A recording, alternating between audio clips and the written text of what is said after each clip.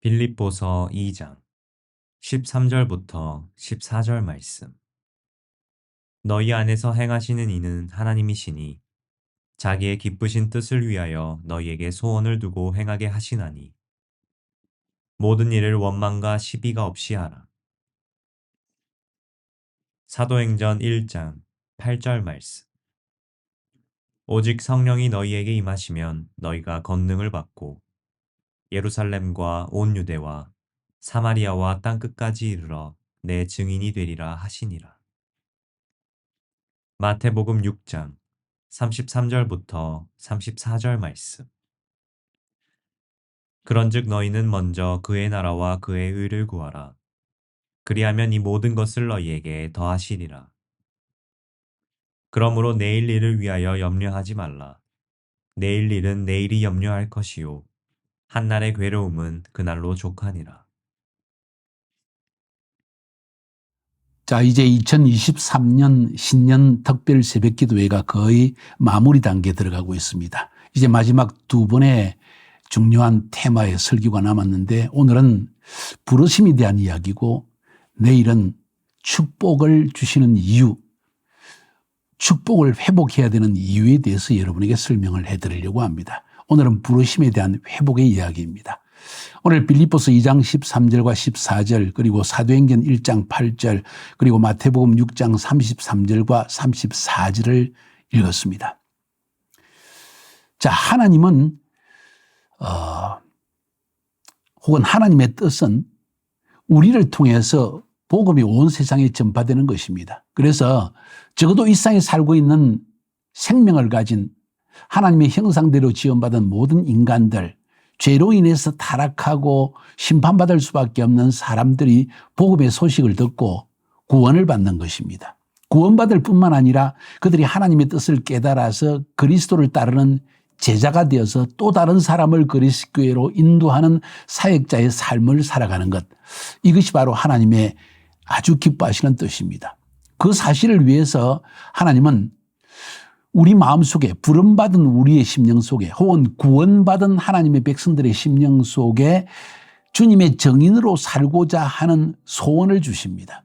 빌립보서 2장 13절 14절을 보면 너희 안에서 행하시는 이는 하나님이시니 자기의 기쁘신 뜻을 위해서 너희에게 소원을 두고 행하게 하시라니 모든 일을 원망과 시비가 없이 하라. 우리 안에서 일하시는 하나님, 우리에게 찾아오셔서 구원을 주실 뿐만 아니라 우리 안에서 이 땅에 사는 동안 육신으로 사는 동안에 우리를 통해 일하시기 원하시는 하나님은 자기의 기뻐하시는 뜻을 이루기 위해서 우리 마음속에 소원을 계속 주신다는 거예요. 그 기뻐하시는 뜻은 앞에서도 말씀드린 것처럼 복음을 통해서 모든 사람이 하나님의 아름다운 구원의 소식, 복음의 소식을 듣고 구원받고 또 구원받을 뿐만 아니라 그들이 그리스도의 증인이 되어서 또 복음을 들고 다른 사람에게 증거하는 증인의 삶을 살아가도록 하는 것입니다.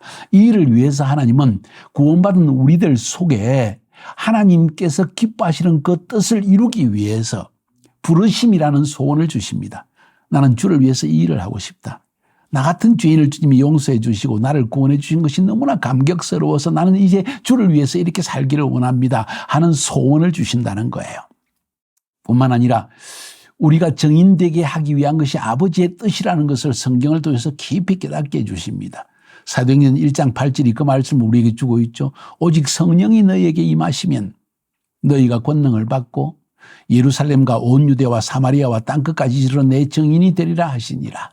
주님은 먼저 구원받은 성령으로 우리 마음을 감동시켜서 우리에게 구원을 주실 뿐만 아니라 구원하신 우리 심령 속에 하나님이 소원을 주시되 정인으로서의 삶을 살아가시는 소원을 주시고 소원만 주시는 것이 아니라 그 내 안에 거주하시는 성령님이 내 안에 권능을 주신다는 거예요. 어떤 권능?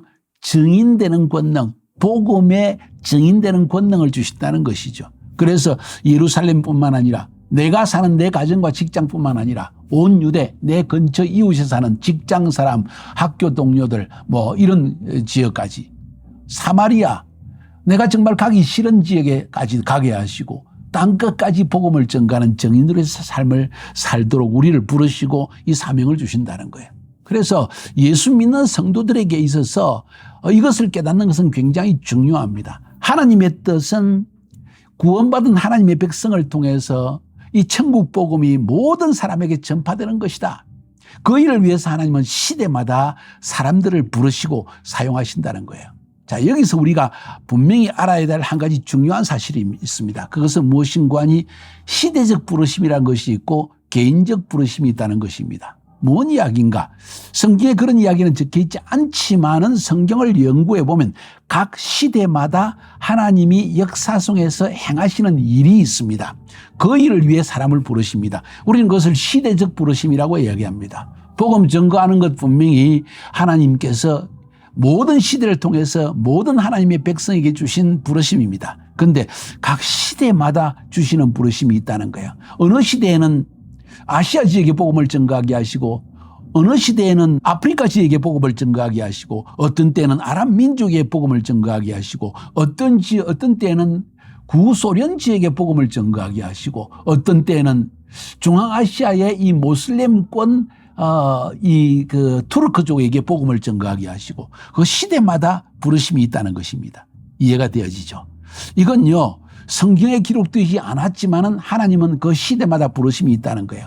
사도 바울이 아시아에서 복음을 전가할 때 계속 아시아에서 복음을 전가하려고 하는데 그 길로 가려는 길이 막혀집니다. 그리고는 꿈의 환상으로 마케도니아 사람이 나타나서 환상으로 우리를 와서 도와달라는 이야기를 듣는데 꿈에서 깨어났을 때 사도 바울이 이건 하나님께서 나를 유럽으로 부르시는 부르심이라는 것을 깊이 깨달아 알게 됩니다. 맞습니다. 그때 시대적 하나님의 부르심은 아시아로 계속 나가서 복음을 전가하는 것이 아니라 유럽으로 나가서 복음을 전가하는 것이었습니다. 소위 제가 종종 설교할 때 말씀드린 것처럼 복음의 서진 운동, 안디옥을 통해서 전 아시아 지역, 그 당시에 터키 지역에 복음이 전거되어지고 이것을 통해서 다시 유럽으로 나아가서 유럽을 통해서 또 서진해서 미국 땅, 그리고 미국 땅을 통해서 한국 땅, 한국 땅을 통해서 중국 땅, 중국 땅을 통해서 그 다음에 실크로드 지역의 투르크족 이 탄탄탄 나라들, 그리고는 아랍 민족까지 복음이 전거되는 이 복음의 서진 운동이 하나님께서 일하시는 방향이라는 것을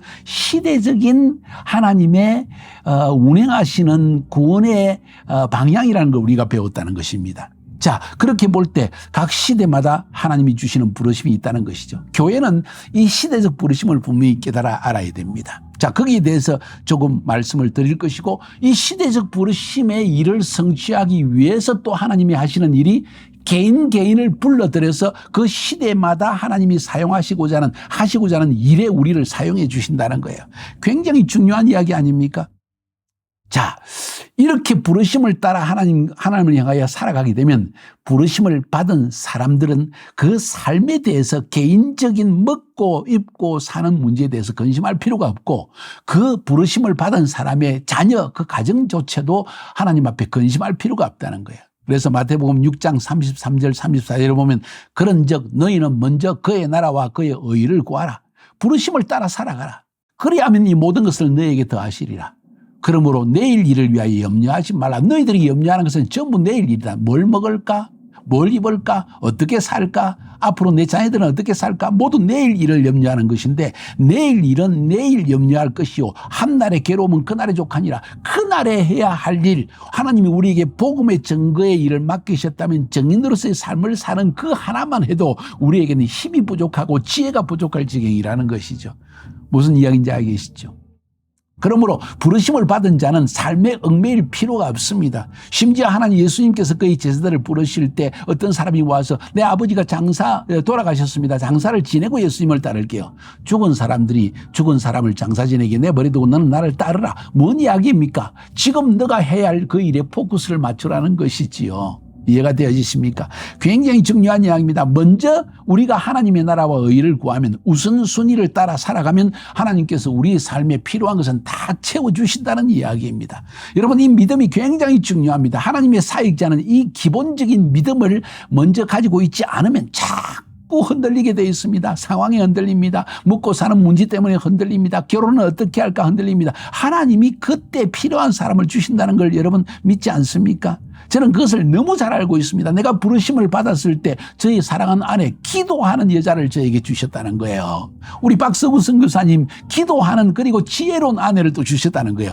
절대 우리가 구하지 않았습니다. 다만 하나님께 기도했을 뿐인데 하나님께서 제때 우리를 불러주셔서 하나님을 섬길 수 있는 길을 열어주신다는 거예요. 근데 사람이 앞서가지고 내 짝을 찾으려고 하고 내 부부 생활의 행복함을 맛보려고 하고 이렇게 먼저 내 일을 구하기 시작할 때 하나님은 우리의 사역에 필요한 일들을 먼저 주기를 원하시는데 내가 내 일을 먼저 구하다가 하나님의 뜻을 따라 행치 못하고 잘못된 결정을 할 때가 많이 있다는 것이죠. 이거 굉장히 여러분 중요한 이야기입니다. 자, 이제 시대적 부르심과 개인적 부르심이라는 이야기를 잘 깨달았나요? 하나님은 역사 속에서 그 시대마다 역사의 한 시점에서 해야 할 일이 있다는 것이죠. 그 역사의 시점에서 특별한 민족, 특별한 방향을 통해서 일하고자 하는 이것이 있다는 거예요. 그리고 그 특정한 일을 위해서 특정한 사람들을 불러들이시고 그 일에 쓰임받기를 원하신다는 거예요. 이게 바로 시대적 부르심과 개인적 부르심이라는 거예요. 여러분, 우리 시대적 부르심에 대해서 배워봅시다. 왜 시대적 부르심이 중요한 거 아니? 하나님의 지상에 존재하는 교회는 하나님이 그 역사 속에서 일하시는 시대적 부르심이 무엇인가를 분명히 인식하고 깨닫지 못하면 교회의 선교의 방향, 사역의 방향이 잘못될 수 있다는 거예요. 주님은 지금 이 방향에 포커스하기를 원하는데 우리 교회는 여기가 돈이 적게 들고 여기가 좀 편하고 여기가 뭐 어떻고 이러면서 인간적인 계산을 따져서 사역을 하기 때문에 결국 하나님의 시대적 부르심에서 벗어나서 뭔가 역방향의 사역을 할 수도 있다는 것이죠. 어쩌면 하나님의 사역을 하기 때문에 하나님이 기뻐하시긴 하지만은 하나님이 가장 원하시는 일을 하지 못할 때가 있다는 것이죠. 그런 의미에서 시대적인 부르심을 아는 것은 굉장히 중요합니다. 그래서 시대를 보는 눈에 대해서 이야기를 하기를 원합니다. 이것은 제가 여러 번 선교에 대한 세미나를 할 때도 언급한 바가 있습니다. 오늘 그 일을 한번 이야기해 볼까요? 여러분, 1990년도에 전 세계에서 무슨 일이 일어난지 아십니까? 러시아 말로 페레스트로이카라는 일이 일어났습니다. 페레스트로이카는 변혁시킨다는 것입니다. 공산주의 사회가 지금까지 공산주의로 잘 되는 것 같았는데 1990년도까지 공산주의라는 이념을 가지고 이 구소련 체계를 소련 체계를 공산 체계를 운영해 보니까 이게 안 일어난 거예요. 이것을 변혁시킬 필요가 있다. 그래서 고르바초프 대통령이 페레스트로이카라는 것을 발표하고 대변혁을 시작합니다. 공산주의에서 자본주의 체제로 넘어가기 시작합니다. 어찌 보면 좀 더 연약한 모습에 시작하는 모습으로서의 자본주의가 시작되어집니다. 그걸 위해서는 개방할 수밖에 없었죠. 그것을 페레스트로이카를 개방체제로 변화시킨다고 이렇게 이야기를 하기도 했습니다. 그런데 여기서 중요한 것을 볼 수 있습니다. 이건 하나님께서 시대적으로 하실 일을 위해서 하나님께서 정치 영역 속에서 하신 일이라는 거야. 정치적 영역 속에서 뭘 행하셨습니까? 개방이 일어났다는 거예요. 그 개방 때문에 전 세계에서 준비하고 있던 수많은 하나님의 중보 사역자들과 그리고 하나님의 복음을 전가하는 사역자들이 그냥 우후죽순처럼 구소련 지역에 복음을 들고 들어가기 시작했습니다. 상상할 수 없는 일들이 일어났습니다. 러시아 지역 전역에 각 도시마다 선교사가 들어서 복음을 전가하기 시작합니다. 그리고 특별히 중앙아시아 지역에 있던 투르크 민족 탄 나라들 우즈베키스탄, 키르기스탄, 카자흐스탄, 투르크메니스탄, 타지키스탄, 아제르바이잔, 터키 이 지역이 투르크 창이라고 이야기하는데 이 투르크 민족들 가운데 복음을 전가한 일이 시작되었습니다. 왜? 구소련 지역이 문을 열었기 때문입니다. 개방운동이 일어났기 때문입니다. 경제적 뿐만 아니라 정치적. 그러다 보니까 종교적 영역에서도 모든 삶의 영역에서 개방이 일어났습니다. 자, 이것은 바로 하나님께서 시대적으로 복음 전거를 위해서 하신 일을 위해서 준비하신 것이라는 것입니다. 여기서 우리는 시대적 부르심을 볼 수 있는 것입니다. 그 시대적 부르심을 위해서 하나님이 하신 일이 뭔지 아십니까? 사람을 찾아내는 일이지요. 누구를 찾아냈습니까? 김삼성이라는 사람을 수많은 사람 가운데서 독일에서 유학 중에 있는 하나님이 6년 동안 유학의 생활 가운데 김삼성이라는 사람을 인격적으로 성품적으로 관계적으로 뿐만 아니라 물질적으로 모든 영역에서 아주 강력한 훈련을 시키십니다. 그리고는 하나님의 시간이 될 때 1990년 독일에서 이 유학 생활을 하는 지 5년째 되는 해에 하나님께서 그를 부르십니다. 그리고 그를 카자흐스탄이라는 중앙아시아의 구소련 중앙아시아 투르크 장 속에 있는 한 나라로 불러들이십니다. 그리고 하나님의 사역을 시작하게 하십니다. 시대적 부르심이 있었고 그 시대적 부르심의 일을 성취하기 위해서 하나님은 김삼성이라는 수많은 사람 가운데 한 명의 예의조전은 그 사람에게 개인적 부르심을 주시고 알마타로 가라. 내가 모든 것을 준비하였다는 음성을 들려주시는 것이죠. 그리고 저는 그 하나님의 부르심에 순종합니다. 박사 과정에 있었고 이미 테마를 받았고 시간만 지나가면 신학 박사가 되는 PhD 박사가 되는 그 과정 모든 이 개런티가 있음에도 불구하고 그것을 내려놓고 하나님의 부르심을 따라 움직이게 되어집니다. 그랬을 때 하나님께서 내 삶에 먼저 그의 나라와 그의 의를 구하는 부르심에 응답하는 순종하는 저에게 한없는 축복을 주셔서 사역에도 복을 주시고 가정에도 물질적으로 모든 영역에서 복을 주시는 것을 저는 경험했다는 것이죠. 시대적 부르심과 개인적 부르심입니다. 그래서 교회가 시대적 부르심을 알지 못하면 자꾸 엉뚱한 일을 하게 되어 있다는 거예요. 수많은 물질을 낭비하고 수많은 인력을 낭비하고 수많은 하나님의 사역자의 모든 능력과 그 사람의 모든 지금까지 살아오면서 하나님이 훈련시킨 그 재능들도 잘못하면 우리가 잘못 사용할 수 있다는 것이죠. 그래서 교회는 하나님의 시대적 부르심을 알아야 됩니다. 이 메시지를 듣고 있는 교회 사역자 담임 목사님들이 있다면 주의 깊게 들으시기 바랍니다. 페레스트로이카 구소련 지역 1990년도 일어난 일은 하나님께서 앞으로 하실 일을 우리에게 보여주는 거예요. 그것을 통해서 하나님께서 큰 역사를 일으켜내신 것입니다. 그 이후에 하나님은 이 페레스트로이카뿐만 아니라 이제 구소련 지역만 뒤흔든 것이 아니라 정치적으로 또 새로운 일을 행하십니다. 9.11 사태가 2000년도에 일어났습니다. 오사마 빈 라덴을 통해서 정치적 세계를 뒤흔드는 새로운 일이 일어났습니다. 마치 악의 축이 세상에 존재했다는 것을 드러내시고 이 9.11 사태를 통해서 하나님께서 이 아프가니스탄이라는 나라를 문을 열어놓습니다. 오사마 빈 라덴이 아프가니스탄으로 도망을 갔죠. 그 9.11 사태를 일으킨 장본인인 오사마 빈 라덴을 잡기 위해서 이런 일들이 일어납니다. 그리고 아프가니스탄은 문이 열려서 페르시아 민족에게 복음이 전개되어집니다. 시대적 부르심입니다.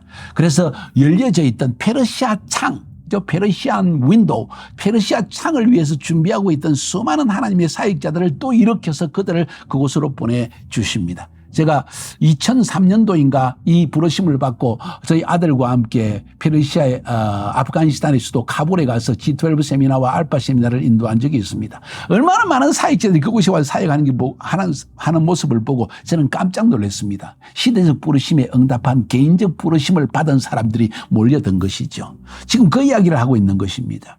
그뿐만 아니라 9.11 사태 이후에 아랍의 봄, 아랍 스프링이라고 해서 아랍 나라 전체에서 막 10일 데몬스트레이션, 그죠?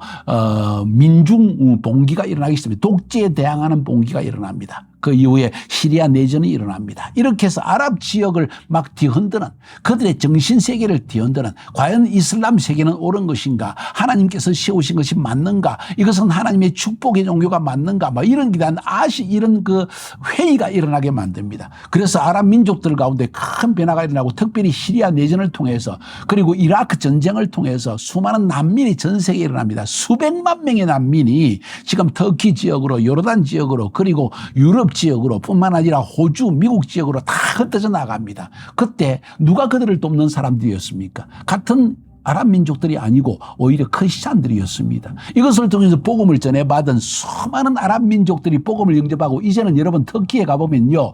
가장 성장하는 교회 중에 하나가 이란 교회이고 그 다음에 시리아 난민 교회이고 그 다음에 터키 교회입니다. 이건 놀랍지 않습니까?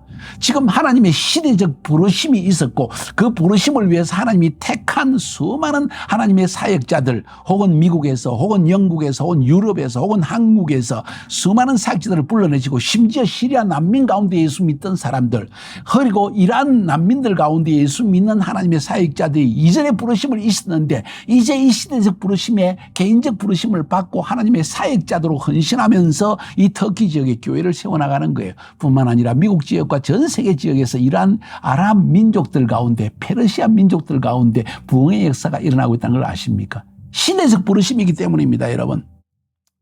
결국 살펴보면 하나님께서 이것은 예언하신 그 예언의 말씀의 성취라고 볼 수 있습니다. 이사야 19장 23절부터 25절까지 보면 마지막 때 하나님께서 왕의 대로를 여신다. 이집트부터 아수리아까지, 아수리아는 지금의 터키, 시리아, 이라크 이 지역을 통칭하는데 그 지역까지 왕의 대로를 열어가지고 영적인 대로를 열어서 큰 부흥을 일으키시고 마지막 때 아수리아와 이스라엘과 그리고 이집트가 참 하나님의 축복을 받은 나라가 될 것이다 하는 이야기를 하십니다. 뭔 이야기입니까?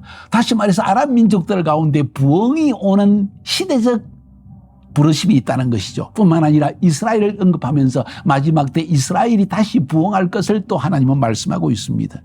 그래서 마지막 때 보면 1948년도에 이스라엘 땅에 이스라엘이라는 나라가 건국되죠. 수천 년 이후에 나라가 없이 방황하던 유대 민족이 팔레스타인 땅으로 다시 돌아와서 1948년 유엔의 만장일치로 이스라엘이라는 나라가 건국되게 되십니다. 그리고 그때부터 지금까지 전 세계에 흩어졌던 수많은 약 2천만 명에 해당하는 유대인들이 점점 몰려와서 지금은 1,000만 명이 되는 유대인들이 이미 돌아와 있고 나머지 1,000만 명은 아직도 미국과 유럽 지역에 잘 사는 나라이기 때문에 아직 남아 있습니다.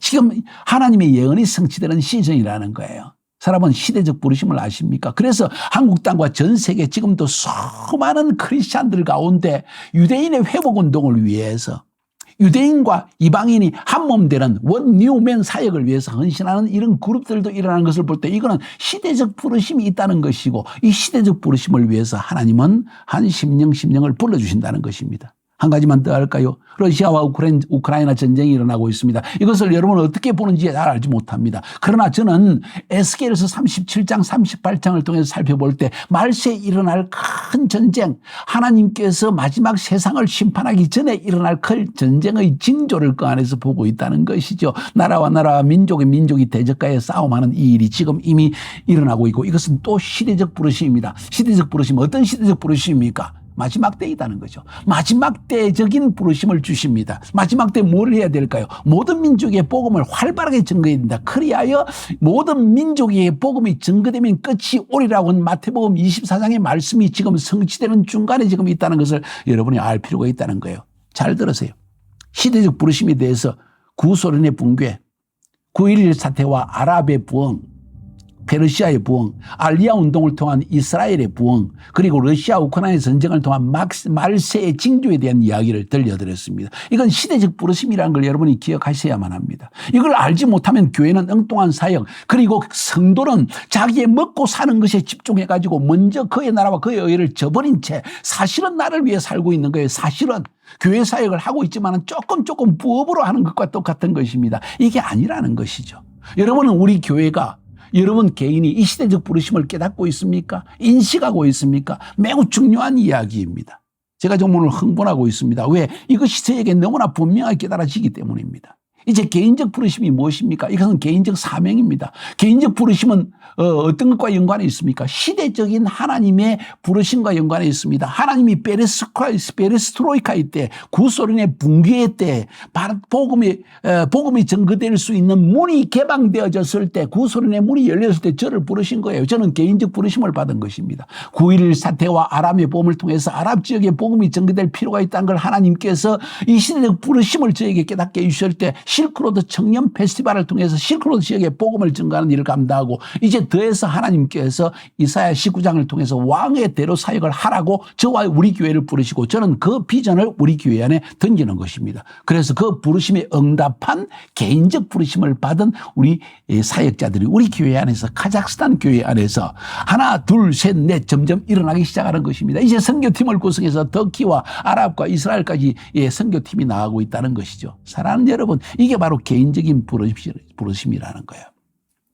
저의 개인적인 부르심을 좀 언급해 볼까요? 저는 선교적 부르심과 목회적 부르심 그리고 시대적 부르심으로 나의 시대적 부르심을 한번 구분해 보았습니다. 나의 선교적 부르심은 저를 카자흐스탄 알마트로 불러서 카자흐스탄 전역에 복음을 전거하고 교회를 세우는 것이었습니다. 시간이 좀 지나면서 실크로드 청년 페스티벌을 통해서 이 중앙아시아에 있는 탄탄탄 나라들 실크로드 상에 있는 이 투르크 창 속에 있는 모든 민족 그룹 가운데 복음을 전거하고 교회를 세우는 일을 하나님께서 명하셨고 우리는 7년 동안 2001년부터 2007년까지 실크로드 페스티벌을 통해서 5,000명의 이 사역자들을 현지 사람들을 불러들여서 그들을 준비시켜서 교회를 개척하는 일을 하게 했습니다. 그것이 마무리되어지기 시작할 때 하나님은 우리에게 아랍의 창에 대해서 말씀하셨습니다. 9.11 사태에 대해서 보여주셨고 뿐만 아니라 하나님은 아랍의 봄과 시리아 내전 사태, 이라크 전쟁 사태를 통해서 지금 무슨 일이 일어난지를 보여주면서 아랍을 향하여 달려가라면서 이사야서 19장의 말씀을 주셨습니다. 왕의 대로의 비전을 주신 것이죠. 저는 그 비전을 위해서 먼저 터키에 나가서 요르단과 이스라엘을 오가면서 하나님의 사역을 지금도 감당하고 카자흐스탄에도 와서 사역을 하면서 이곳에서 우리 현지 리더들을 리크루트해서 준비시켜서 그들을 사역자로 넘버리는 이것이 저의 또의 이 선교적 부르심이라는 것입니다. 얼마나 감사한 일인지 모릅니다. 분명하게 하나님의 방향을 따라 부르심을 따라 사역할 수 있는 자체가 저에게는 엄청난 축복이요 기쁨입니다. 그러면서도 우리가 아무리 선교 사역을 하고 선교를 한다 하지만은 선교와 목회가 다른 것입니까? 아니요. 선교는 목회가 되어질 때 가능한 것입니다. 그래서 저는 목회적 부르심을 경험하고 있습니다. 그 사실 때문에 선교사이지만은 카자흐스탄 선교지에서 선교를 하는 것보다는 목회를 배우게 하신 것입니다. 약 20년에 걸쳐서 한 교회를 목회하는 목회자로서의 경험을 쌓게 하시고 기름 부음을 주신 것입니다. 그러면서 깨달은 것이 저에게 목회적 부르심이 두 가지가 있는 걸 알았습니다. 그것은 성경 강해와 제자화라는 것입니다. 결국 모든 사람들에게 하나님의 뜻을 깨달아 알게 하는 것은 성경을 통해서이다. 그래서 성경을 챕터 바이 챕터 한 장별로 분명하게 잘 그 본문 안에 있는 내용들을 전달해 줌으로 말미암아 그들이 이 하나님의 뜻을 성경을 통해서 깨닫게 하는 것이 나의 사명이라는 깨달아 알았고 그 사실 때문에 지금 약 6, 7년에 걸쳐서 계속해서 성경을 창세기부터 요한계시록까지 계속해서 반복해서 강의를 하고 있고 유튜브에도 올리고 있는 것입니다. 이것이 저의 목회적 부르심입니다. 뿐만 아니라 단순히 성경을 가르쳐서 하나님의 뜻을 알게 할 뿐만 아니라 그 사람들을 한 명 한 명 그리스도의 제자로 만들어내는 사역을 위해서 제자와 사역을 목회를 통해 가르치고 있습니다. 알파 코스, 인카운터, 포스트 인카운터, 가정 세미나, 내적 치유 세미나, 그리고 리더십 세미나, G12 세미나, 또 그리고 사역자 학교 이 과정을 통해서 우리 성도들에게 하나님의 사역자가 되어가는 과정을 거치게 만들어준 것이죠. 이 과정을 통해서 그들 속에 하나님의 개인적인 부르심이 임하는 것도 보았습니다. 이게 바로 저희 목회적 부르심입니다. 목회적 부르심은 쉽게 이야기해서 성경을 사람들에게 전달해서 성경을 깨닫게 해서 하나님의 뜻을 깨달아 알고 그 부르심에 응답하게 만들어내는 일이 목회적 부르심의 중요한 일인데 거기에 핵심적인 것이 성경 강의라는 거죠. 그리고는 이 과정을 통해서 제자화를 만들어내는 것. 수많은 성도들을 단순히 그냥 내 축복을 위해서 그냥 착실한 성도로 살아가는 것을 넘어서서 그냥 11조하고 새벽기도도 잘 나오고 자기의 가정을 위해 기도하고 축복을 위해 기도하는 그 정도에 머무르는 것이 아니라 진짜 하나님이 기뻐하시는 듯 오직 성령이 내게 임하시면 권능을 받고 예루살렘과 온 유대와 사마리아와 땅같이 내 증인이 되리라. 그들을 그리스도의 증인으로 나가게 하는 이 일을 위해서 제자와의 사역을 하는 것이 나의 목회적 부르심이라는 것을 깨달아 알았다는 것이죠. 오늘 굉장히 핵심적인 이야기를 여러분에게 던지고 있습니다. 그러면서 나의 시대적 부르심은 뭘까요? 선교적 부르심 이야기했습니다. 목회적 부르심을 이야기했습니다. 시대적 부르심은 뭘까요? 다음 세대를 위해서 청년을 일으키라는 것이었습니다. 수많은 청년들을 어떻게 하면 도울 수 있을까? 그래서 저는 한국에 갔을 때 청년 목회자를 일부러 찾습니다. 그들에게 조금이라도 나의 경험이 도움이 될 수 있다면 도움을 주기 위한 것이죠. 그것이 자의 부르심입니다. 그래서 저는 그들에게 어떤 것도 요구하지 아니하고 나와 사역을 같이 하자 말하지 아니하고 혹은 나의 어떤 그들에게 보수를 바라는 것도 아니고 오직 그들이 하나님의 사역을 통해서 청년들을 일으키는 일에 효과적인 도움이 될 수 있다면 나의 모든 것을 너희들이 좀 받아라. 나의 모든 것을 통해서 나를 이용해라. 좋은 의미에서 이용해라. 이런 이야기까지 던지고 있는 것입니다. 사랑하는 여러분, 이것을 여러분이 느끼겠습니까? 선교적 부르심, 목회적 부르심, 시대적 부르심, 저는 그것을 알고 있고 알고 있기 때문에 헛된 일에 시간과 힘과 물질을 낭비하지 않습니다. 중요한 것이 무엇입니까? 오늘 메시지에서 하나님 영적인 눈을 뜨게 해주세요. 시대적으로 하나님이 하신 일을 보게 하여 주시옵소서. 내가 지금 어느 시대에 살고 있는지를 알게 하여 주옵소서. 그 시대에 하나님이 나를 불러주시옵소서. 나를 불러주시옵소서. 이 시대에 내가 서야 할 장소, 내가 일해야 할 장소, 내가 먹고 사는 것에 의미한 것이 아니라 먼저 그의 나라와 그의 의를 구하면서 살게 하여 주시옵소서. 여러분, 이것이 여러분의 기도가 되어야 되지 않을까요? 그럴 때 우리의 삶의 갱신은 저절로 일어나는 것입니다. 마치 마태복음 6장 33절에서 언급된 것처럼 먼저 그의 나라와 그의 의를 구하라. 그리하면 이 모든 것을 더해 주시라. 내일 일은 염려하지 말라. 주님께서 책임지신다. 오늘 네가 해야 될 사역에 초점을 맞추어 옷 힘을 다하여 우선순위를 가지고 살아가면 하나님께서 모든 것을 내게 채워주실 것이다. 이런 이야기입니다. 승리하시기를 주의 이름으로 축복합니다. 잘 이 말씀을 다시 한번 들으시고 여러분 마음속에 새기면서 나는 시대적 부르심을 깨닫고 있는가? 나는 나의 개인적 부르심을 받았는가? 나는 지금 뭘 하고 있는가? 이것을 깊이 인식하고 그 부르심에 응답하는 여러분이 될 수 있기를 주님의 이름으로 축복하여 드립니다. 승리합시다.